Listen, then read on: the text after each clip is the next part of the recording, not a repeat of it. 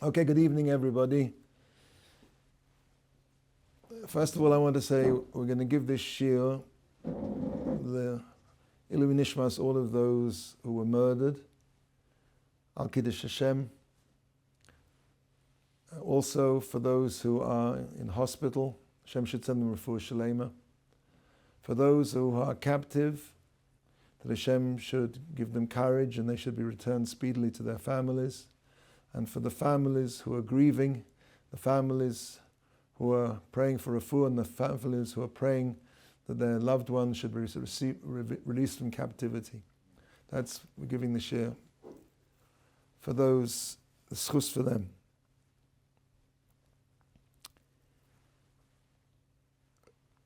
We are currently in what's called an eis tzara, a time of tsar, of pain, of trouble.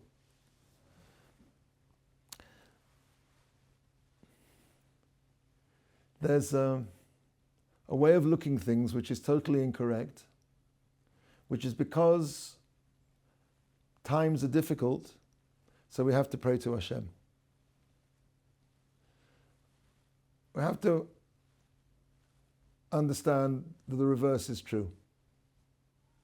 It's difficult to understand this, but that's the fact that Hashem wants the tefillahs of Klal Yisrael. There's a mitzvah in the Torah of kibbud av v'eim. Now, it's not that Hashem created parents, and because we have parents, that we have to honor them. It's because there's a mitzvah of kibbud av v'eim in the Torah that Hashem had to create parents. We look at the world from the materialistic level to the spiritual level, but really everything starts off as a spiritual reality and only becomes a physical existence much later on, as it chains down to this world. Very often we mistake cause with effect. There's a mitzvah d'oraisa to cry out to Hashem in prayer over every and single trouble. I'm now quoting, I'm translating the Rambam. To cry out in prayer to Hashem in every trouble that befalls the Jewish people, each and every one. Now, generally, the Rambam holds that we have a chiyuv to pray on a daily basis. The Ramban holds that there is no such obligation.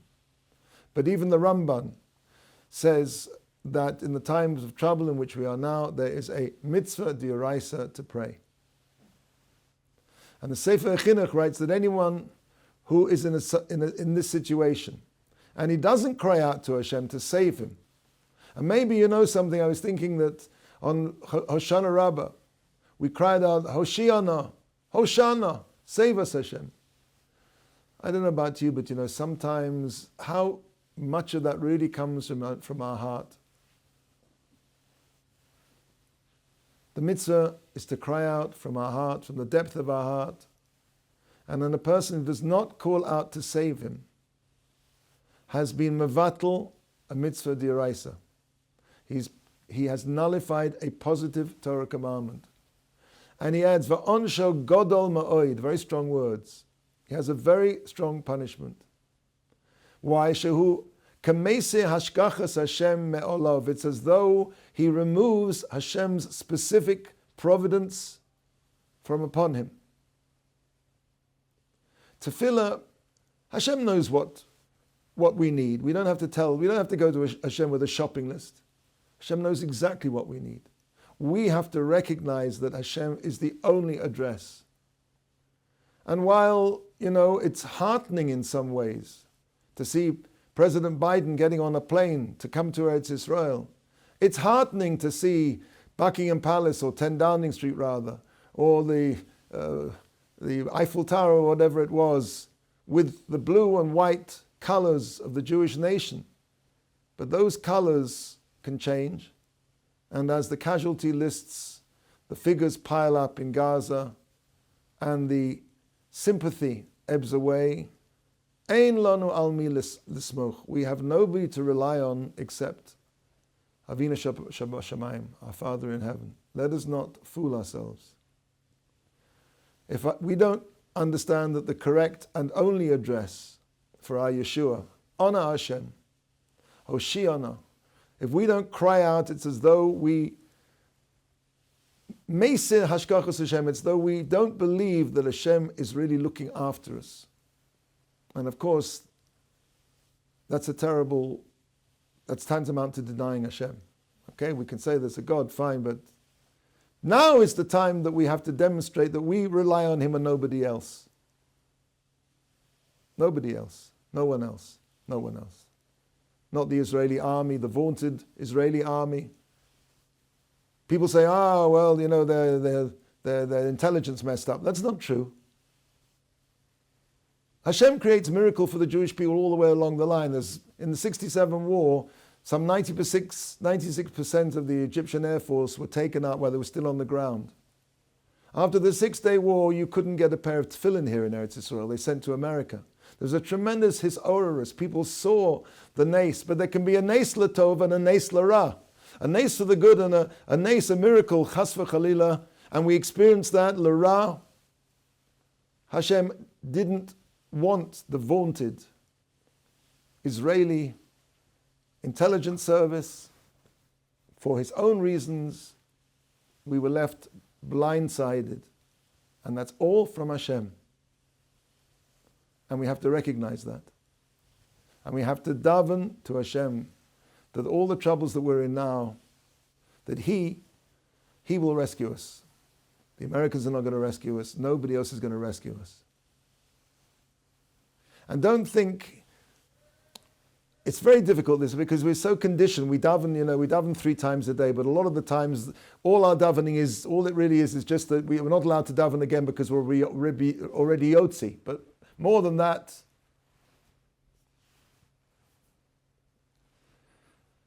we can't just fulfill that obligation with reciting a parak of Tehillim. And I'm not saying one shouldn't recite Tehillim, but what are you thinking about when you're reciting those Tehillim? What are you thinking about when you're davening? You have to cry out to Hashem.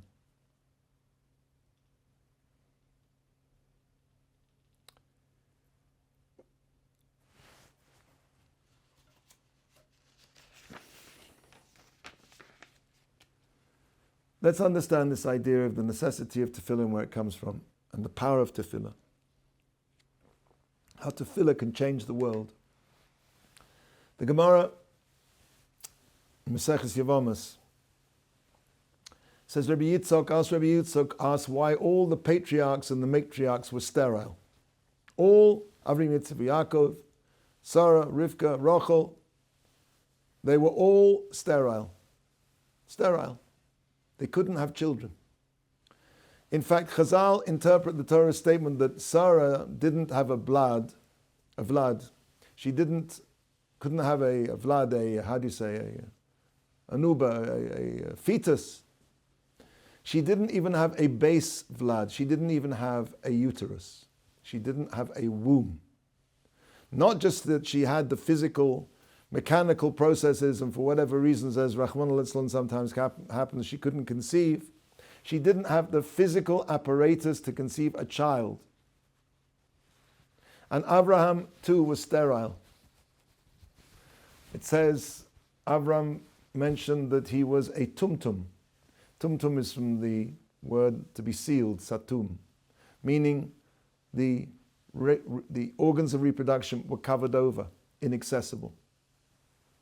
The Gemara answers that they were so because Hashem wants the tefillah of the tzaddikim. Hashem deliberately, of course everything Hashem does is deliberately, the reason they were sterile, all of the avos, and He intentionally put them in a place where they would pray. There's a pasuk in Mishlei that says, Zevach Rishoim Tovas Hashem, the sacrifices of the wicked is an abomination to Hashem. Utfilas Yesharim Ratzonoi. He desires the tefillahs of the Yesharim, of the straight ones, of the upright, are His desire. The others are called Yesharim. The book which describes the patriarchs, Sefer Bereshis, is known as Sefer HaYashar. as we said before, we're accustomed to thinking that we daven because of the tsaros that we're in and Hashem is going to bring us a Yeshua. The Gemara is really telling the opposite, that Hashem put the Avos in this situation of being impossible to have children, sterile, in order that they should daven. Hashem only puts us in a situation of tsar for one reason, that He wants the tefillahs of the tzaddikim. The Jewish people are an impossible people.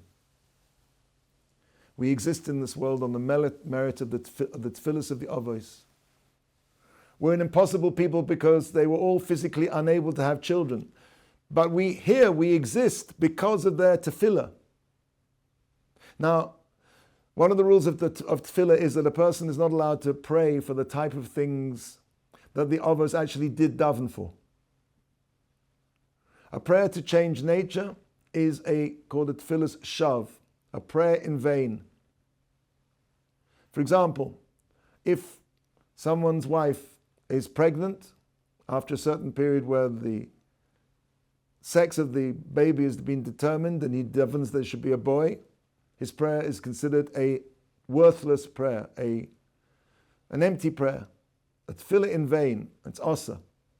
It's already been decided one way or the other. Similarly, if a person is coming back home and he hears a shout, a cry go out from the city, something terrible happened, he's not allowed to daven that cry shouldn't come from my house. It shouldn't be my family, because wherever it happened, it happened. In other words, we are not allowed to daven for things that have already happened. So how was it that the Avos could daven for things that had already happened? They were already sterile. So we can assume that the Avos were both aware of their own physical limitations, and they were also aware of the rules of tefillah. Why did they pray for the impossible? The answer is that Hashem, the tefillahs of the Yesharim, are the ratzon of Hashem. They were the Yesharim. The Yesharim, the Avos, knew that Hashem changed the natural law of the order of the world, made them sterile for them to pray. Avram Avinu knew. Hashem went into a bris with Avram Avinu, which would be fulfilled through his children. He knew that, therefore he had to have children. A direct contradiction to Hashem's plan. And therefore Avram Avinu, that in such a situation the normal rules of tefillah are abrogated, and he had to pray for the unnatural and the impossible. And therefore, the lesson we can learn is the more unnatural the state, the more the situation screams out, this is not, how can this possibly be? The more we have to daven. Hashem doesn't change the world's order for naught, for no reason whatsoever. Harbe shluchim lamokam. Hashem has many agents, many different ways of doing things. He could have found many other ways for the tsaros, for those tsaros to befall us without this unnatural. Where were they? Where were the defenses? It was something unnatural. We need to believe from the depths of our heart that tefillah can indeed change nature. And in point of fact, I might add, without becoming too political, which I don't want to, that the situation which faces the Jewish people, which faces the state of Israel, is an impossible situation. We see the sympathy of the world, which of course, as I've said before, is not something which is going to save us, but limits the scope of the action of the government, slipping away as the numbers rise. The immoral equivalency of the death of Jewish children murdered and slaughtered innocently, and the concomitant fallout of lives in Gaza will weigh against us and will get only more and more.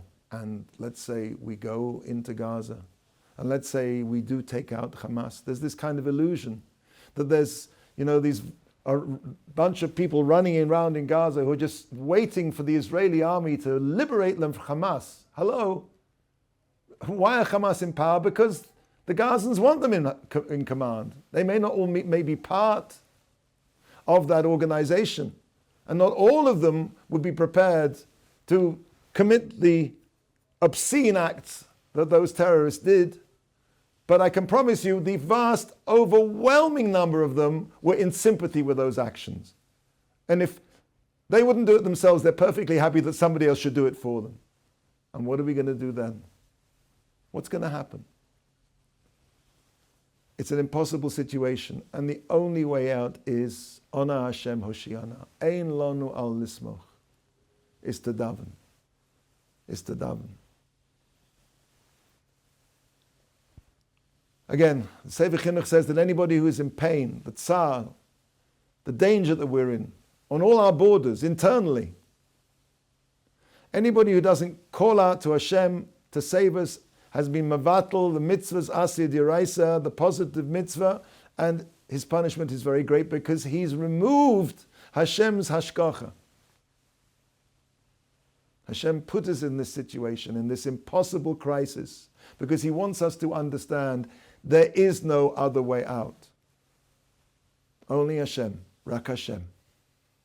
And just as he created the avos in that impossible state, which according to the rules of nature made it impossible for them to have children, so they would daven, he's placed us in an impossible situation, so that we should pray.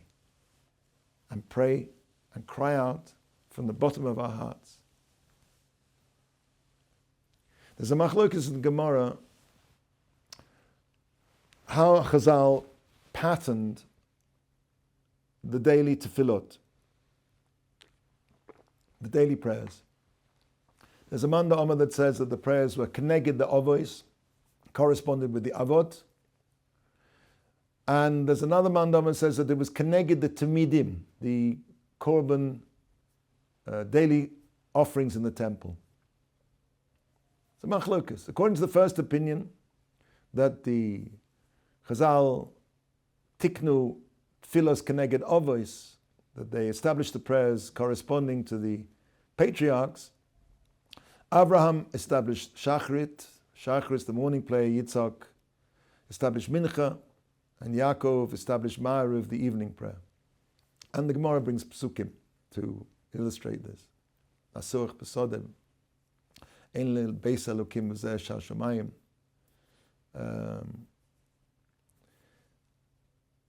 According to the opinion that says that Chazal instituted the daily tefillah keneged the temidim.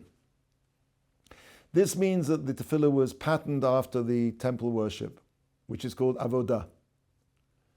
The avodah, meaning therefore that as I said before, that the shachrit corresponds to the korban tomid shel boker, and mincha is the korban tomid shel ben abayim, the afternoon daily sacrifice of the tomid, and ma'ariv is corresponding to the burning of the emurim on the mizbeach at night, the internal organs of the korban. The Rambam says both are true. Both are true, keneged avos and keneged temidim. How can we understand that? What's the message of that? The pasuk says about the korban tomid, shnayim layom, olas tomid, that the korbanot, the sacrifices should be shnayim layom, two to the day, olas tomid, a continual sacrifice, tamid. Olah means an elevation offering, 2 a day. The Gemara brings a brisa that says that they have to be darshaning the pasuk Shnaim Layom. If you think Shnaim Layom is a slightly unusual construction, it should say Shnaim Bayom, 2 per day, in the day. Why Shnaim Layom? So, Rashi explains that they have to be Shnaim Layom means they have to be keneged the sun. They have to be opposite the direction of the position of the sun. The sun's here, the korban has to be here.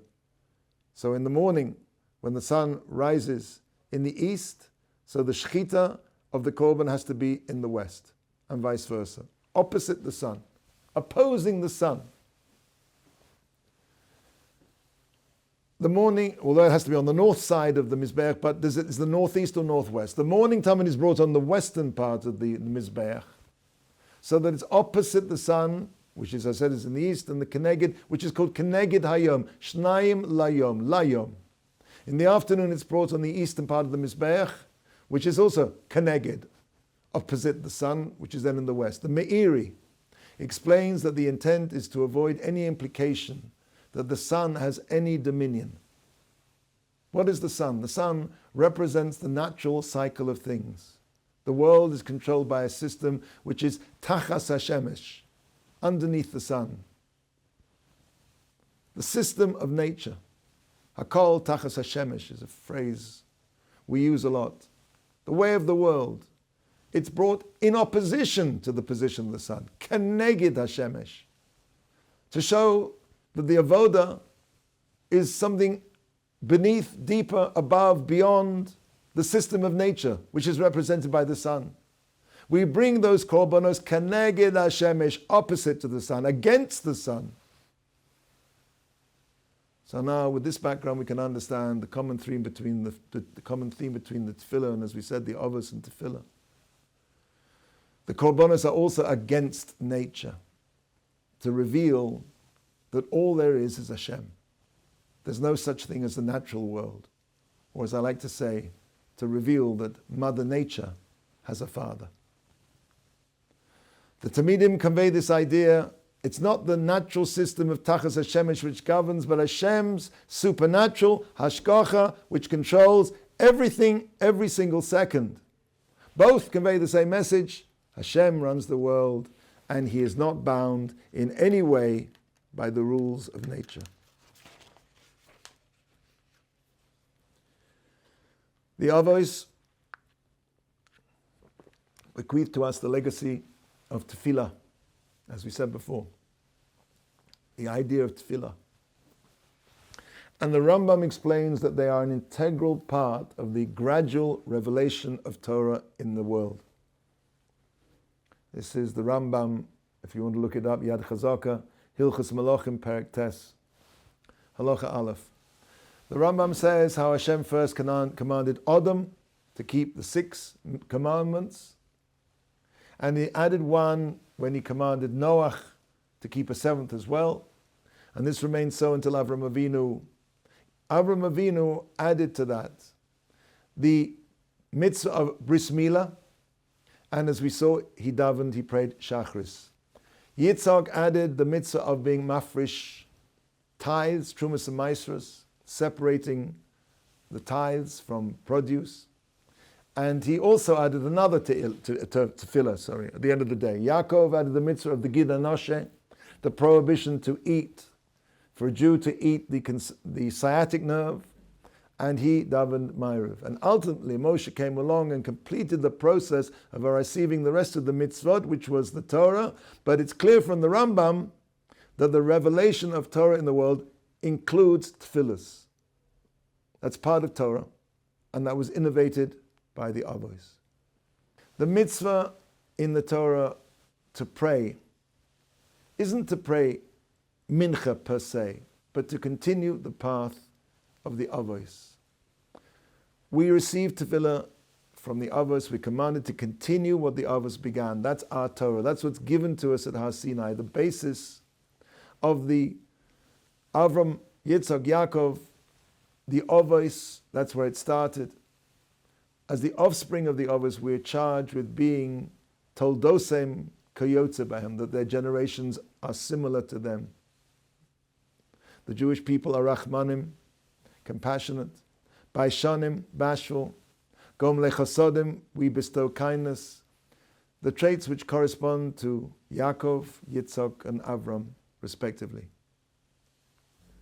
Baishanim is Yitzhak Avinu, whose defining trait was Yiras Shamayim, fear of Hashem. The busha, the embarrassment on one's face, is the expression of his fear of sin. So, what I'm trying to get at here is our obligation to prayer, the chiyuv of tefillah, is part, of course, there's an obligation to daven for each one of us, as we've mentioned, but it's also It's part of our responsibility to resemble the Avos, to be like the Avos.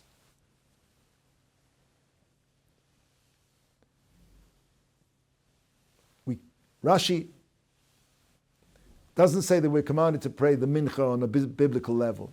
Rather, the meaning is that by praying mincha, we continue the legacy of the Avos. We are toldosem kayotze behem.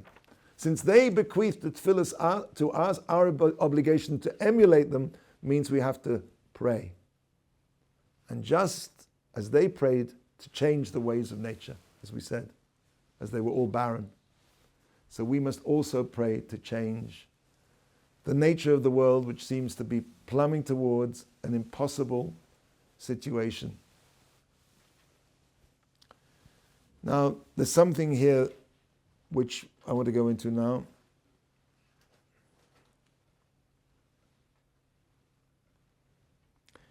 This is something that maybe, I'm not sure it should be discussed publicly, but there's a Chazal which makes some rather explicit statements that explain that why the descendants of Yishmael interfere with our living here in Eretz Yisrael. There's a Zohar. The Zohar is Chelek Beis Daf Lamed Beis Amud Aleph, and I'll give you a loose translation of it. The Zohar relates a dialogue between Rabbi Yossi and Rabbi Chia, who were traveling together. When he was asked to recite some words of Torah, Rabbi Chia began to weep and lament the birth of Yishmael. Rabbi Yossi asked, he responded by asking that Avram had a child afterwards, Yitzhak, who would be the holy scion of the Jewish people. He would be the Geza, he would be the root, the conduit. So who cares about Yishmael? Seeing as at the end of the day, Yitzhak was the one who carried on the Masorah. He was the second of the Avos. So what do we care about Yishmael? Rabbi Chia replied that they both see the same thing. They both saw the same thing, but that he heard Rabbi Shimon lament the fact that Sarah was delayed from having children, and as a result of that gave her maidservant Hagar to Abraham. The Pasuk says, V'Sarai Eshes Avraham lo yolda lo, and Sarah, the wife of Avram, didn't give birth to him, for him. V'lo Shivcha, and she had a maidservant, Mitzris, Egyptian. Ushma Hagar, her name was Hagar. For Thomas Sarai, and Sarah said, El Avram to Avram, Hinei no, Atzarasi Hashem miledes boy. The Hashem has stopped me, prevented me from giving birth. Bona el shivchosi, come now, please, to my maidservant. Ulai iboneh mimena, maybe I will be built up through her. V'yishma Avram lekol Sarai. And as we know, Sarah took Hagar and she gave birth to Yishmael. Says the Zohar that Rabbi Shimon lamented the fact, he cried at the fact that Sarah was delayed from having children, and as a result of that gave Hagar to Abraham, and that it gave Hagar a moment to inherit from her mistress. In some way, there was some part of that inheritance which passed to Yishmael. And Avram Yavinu prayed, Lu Yishmael Yichiyeh lefonecha. Would it be that Yishmael should live lefonecha, in front of you, Hashem? He was concerned about Yishmael, even though Hashem told Avraham he was going to have Yitzhak, but he davened for Yishmael. And Avram remained concerned about Yishmael to the point that Hashem granted Avram's prayers for him after he'd been circumcised and before Yitzhak was born. Yishmael has some kind of schus.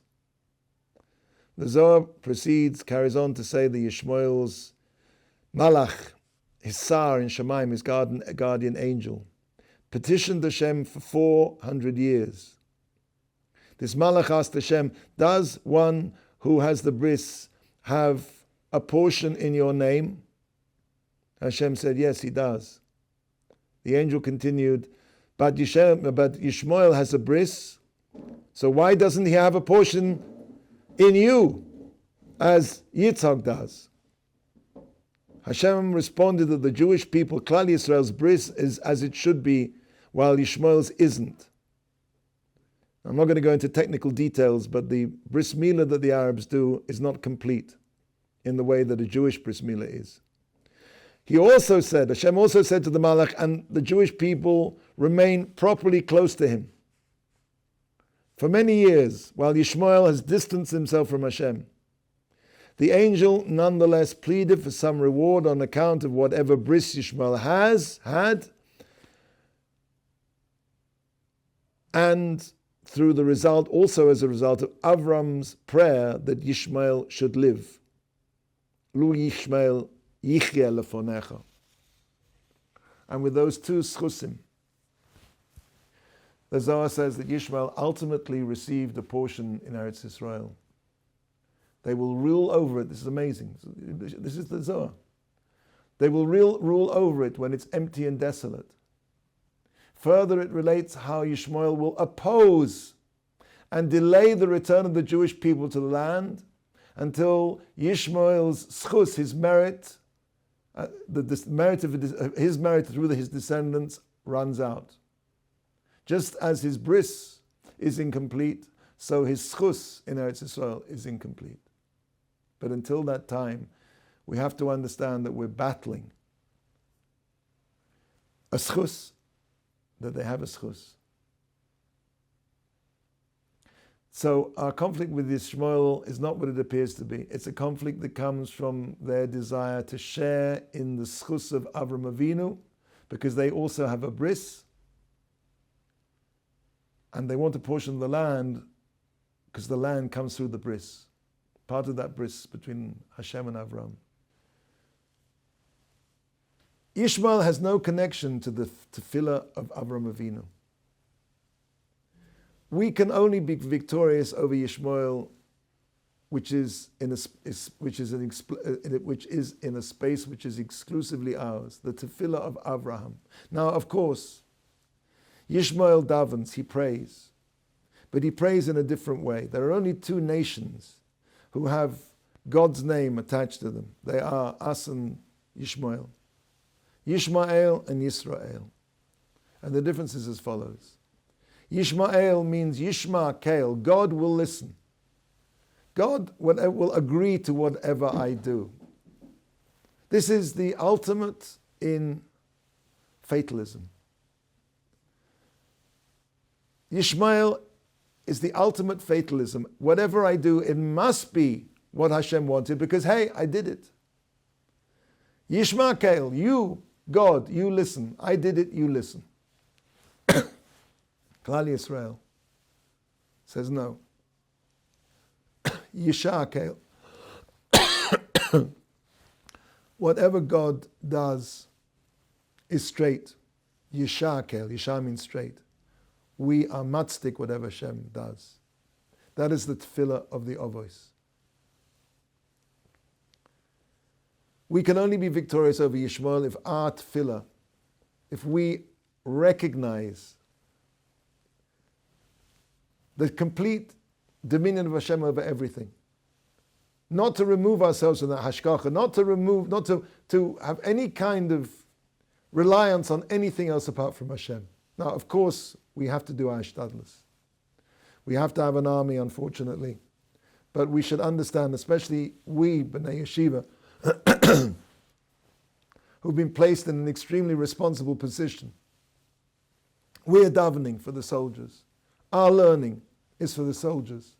Rav Chaim Shmulevitz said during the 6-Day War, anybody who gets up to make himself a cup of coffee in the middle of Seder is being cruel to the soldiers. We have to improve to make our tefillah, the tefillah of the Avos, the tefillah which breaks through all normal strictures of the world. First of all, as I said, we have to pray on account of the troubles that befall us, but understand that Hashem only sends the tzorah because He wants us to daven. And anybody who doesn't daven is placing himself where he doesn't believe in the hashgacha of Hashem.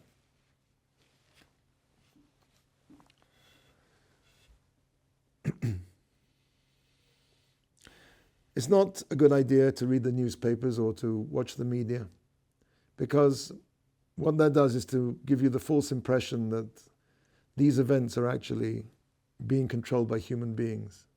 They're not.